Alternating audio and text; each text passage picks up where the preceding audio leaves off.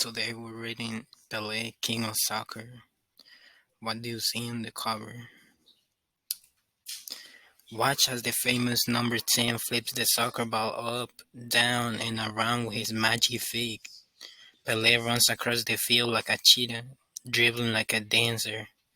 Pele was really fast and was faster than the others.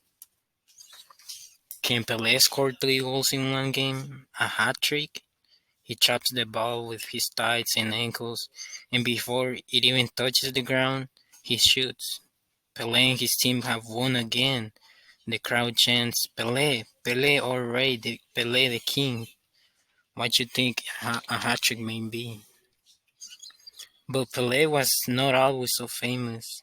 Once he was a boy from the town of Tres Corações in Brazil, the largest country in South America. Pele's family was very poor, so he sometimes worked shining shoes and selling meat pies to help them.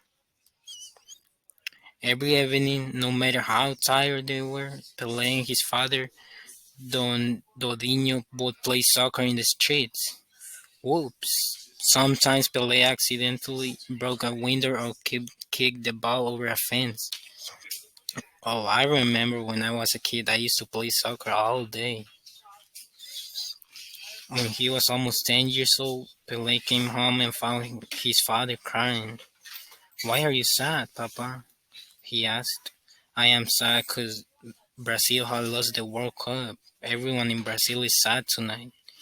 Don't worry, I will win a World Cup for you one day, Pele promised.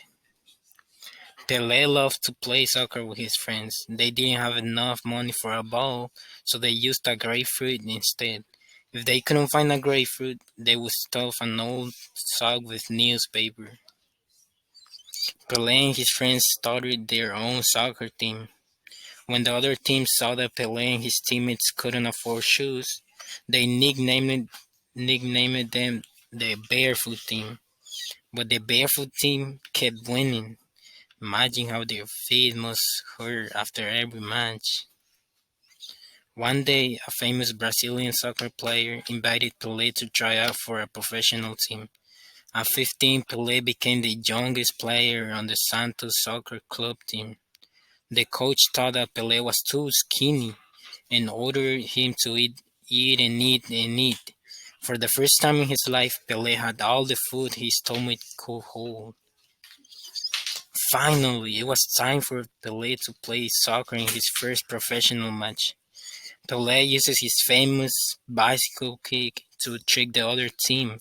His knees bend and his legs roll back until his foot connects to the ball. When he was 17 years old, Pele played in his first World Cup final for Brazil. On the day of the game, Pele remembered his promise to his father. Pele sees that his teammate's baba is open and kicks the ball to him in a perfect pass. Pele's team won. The Brazilians were the world champions of soccer for the first time.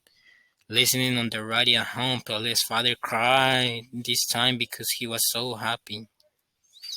With Pele playing for the national team, Brazil won 2 more World Cups. Pele traveled all over the world playing soccer, and whenever he went, people admired him.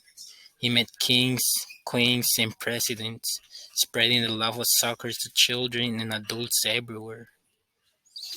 But there was one more thing that Pele wanted to do. No soccer player had ever scored 1,000 goals. Pele had scored 999. It was a rainy November day, and 80,000 fans had come to see Pele play. Pele dribbles toward the goal line and his opponent trips him.